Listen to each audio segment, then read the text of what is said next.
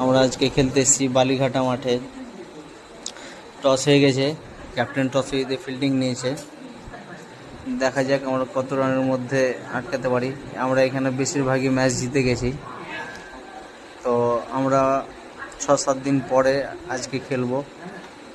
আমার এটা first blog. দেখো খুব সুন্দর মাঠ, চারিদিকে পাহাড়, মিডিলে মাঠ, সাইডে ভাটা।